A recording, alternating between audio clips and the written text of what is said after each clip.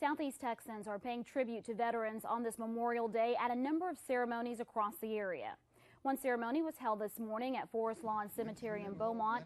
It included music, speakers, and lots to eat. Forest Lawn provided the food. Members of the Masonic Lodge did the cooking.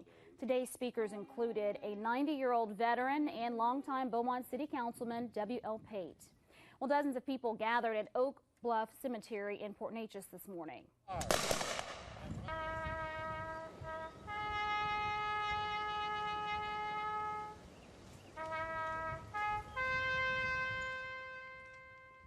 Veterans from different branches of the military, family members, young and old, all there to remember veterans who have died. This Navy veteran wore uniforms similar to what soldiers wore during the American Revolution. He explains Memorial Day is to honor those in the military who have died all the way back to our country's birth.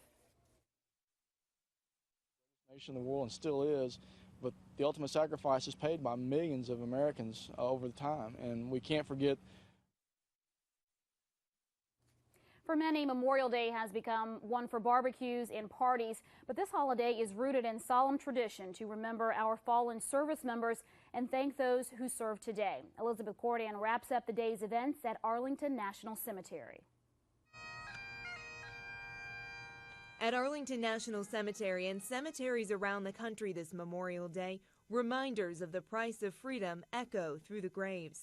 A flag and flower at every headstone, family and friends visiting the loved ones who went off to serve but never came home. Serving and losing a brother in arms and getting to be here on Memorial Day,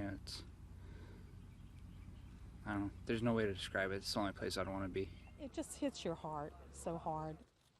President Obama laid a wreath at the Tomb of the Unknowns, an annual gesture to those who made the ultimate sacrifice, and greeted military families gathered in Arlington's Section 60, reserved for those killed in Iraq and Afghanistan. Today, just steps from where these brave Americans lie in eternal peace, we declare as a proud and grateful nation that their sacrifice will never be forgotten.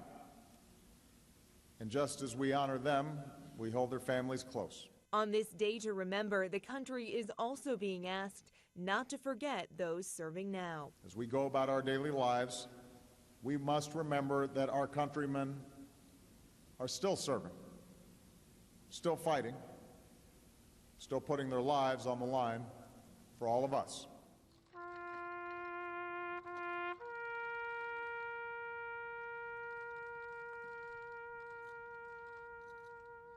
I'm Elizabeth Corridan reporting.